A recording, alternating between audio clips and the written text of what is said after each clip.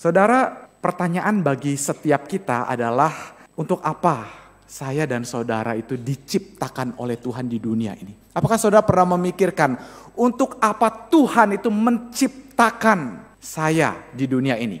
Mungkin jawaban secara general kita bisa berkata untuk memuliakan Tuhan. Tapi adakah jawaban secara spesifik? Kenapa ada seorang Riko Komala Tuhan ciptakan di dunia ini? Kenapa saudara itu dilahirkan di dunia ini? Kalau kita lihat siklus kehidupan ini, kita semua dilahirkan, kemudian sekolah, ada yang kuliah, S1, S2, ada yang mungkin sampai S3, kemudian kita bekerja dan sampai satu masa di dalam masa lanjut usia. Itulah siklus kehidupan manusia. Tapi pernahkah kita berpikir, apa tujuan Tuhan? Kenapa saya ada di dunia ini? Di dalam Yohanes pasal 1 ayat 23, Yohanes Pembaptis berkata, "Akulah suara orang yang berseru-seru di padang gurun, luruskanlah jalan Tuhan seperti yang telah dikatakan Nabi Yesaya." Saudara, Yohanes Pembaptis tahu betul kenapa dia diciptakan di dunia ini. Dia adalah orang yang menyuarakan akan panggilan pertobatan. Orang yang dipakai oleh Tuhan supaya orang itu datang, berbalik, bertobat.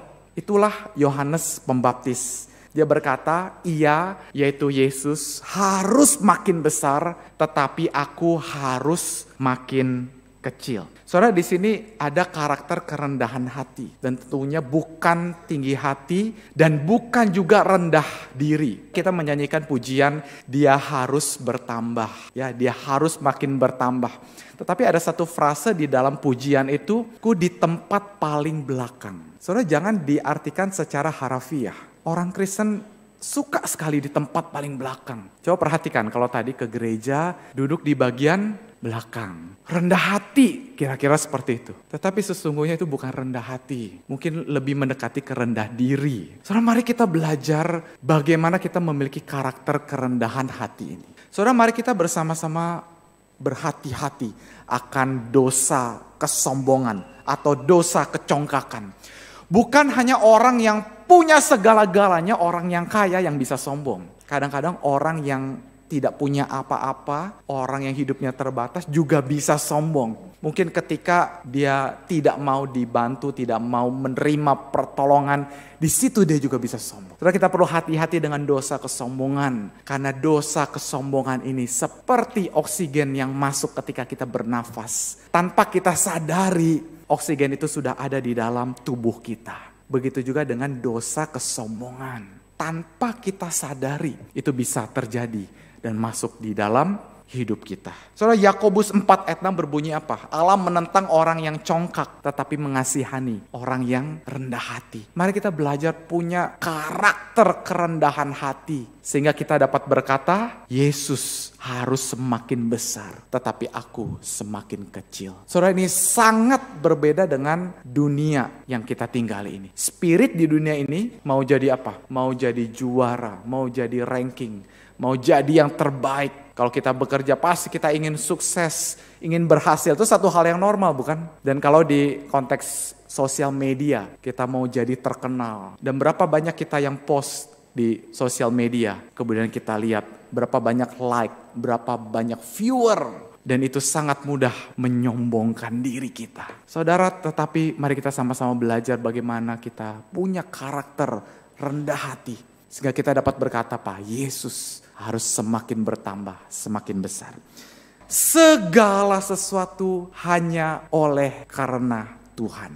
Saudara, di dalam pasal 3 ayat 27, Yohanes Pembaptis itu berkata, tidak ada seorang pun yang dapat mengambil sesuatu bagi dirinya kalau itu tidak dikaruniakan dari sorga. Saudara, Yohanes Pembaptis tahu dan sadar betul bahwa ketika dia membaptiskan orang itu anugerah Tuhan. Ketika orang bisa datang, orang bisa mengaku dosanya, orang memberi diri dibaptis, itu hanya karena anugerah Tuhan. Mungkin kita memperbaiki diri supaya apa? Kita punya daya tarik. Saudara, itu gak salah. Tetapi ketika orang-orang datang, orang-orang bisa merespon, itu semua hanya karena anugerah Tuhan. Segala sesuatu hanya karena anugerah Tuhan. Kemudian kalau kita lihat Yohanes Pembaptis ini adalah orang yang sangat-sangat hebat, luar biasa. Kenapa?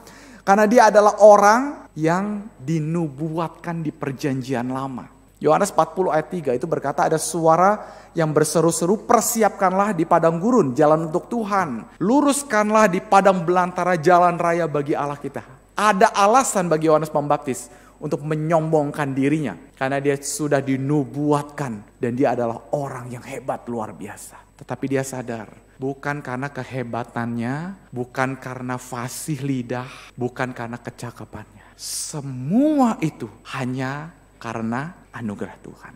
Kalau hari ini setiap kita boleh hadir di rumah Tuhan, itu anugerah Tuhan.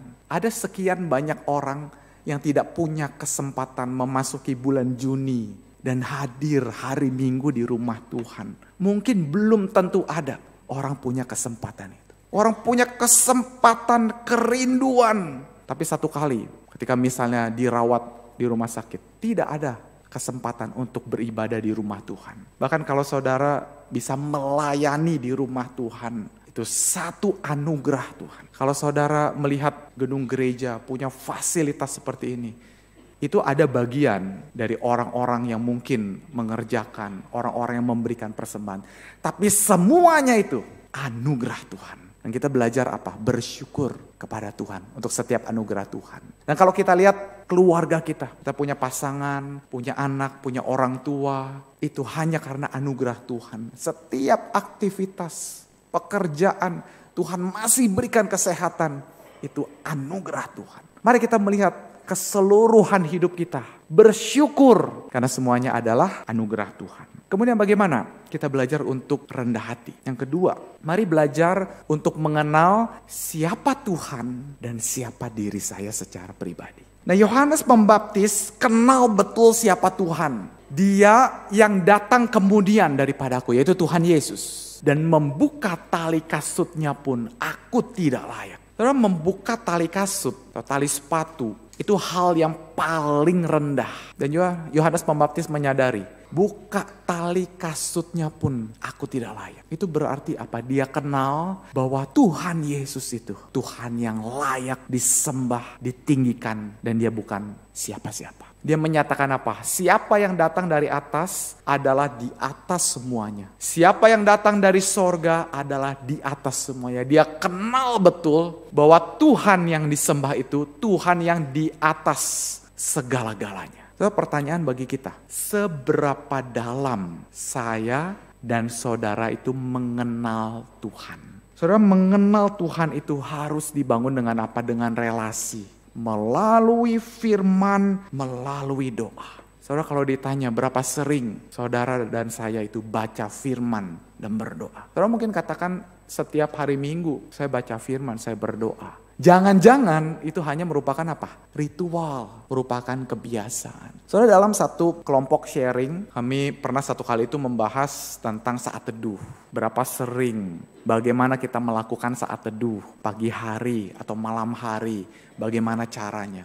Dan ada seorang rekan yang berkata, saya biasanya itu merenungkan firman, berdoa itu kalau di dalam perjalanan, lagi naik motor. Saudara, gak salah. Di dalam perjalanan kita merenungkan firman, kita berdoa. Bukankah itu juga Alkitabiah ya? Merenungkan firman itu siang dan malam. Tapi kalau relasi dengan Tuhan dibangun hanya sambil di jalan, itu menjadi tanda tanya. Kalau saya dan saudara mau kenal seseorang, apa yang kita lakukan? Kita prioritaskan waktu untuk saling mengenal satu dengan yang lain dengan relasi.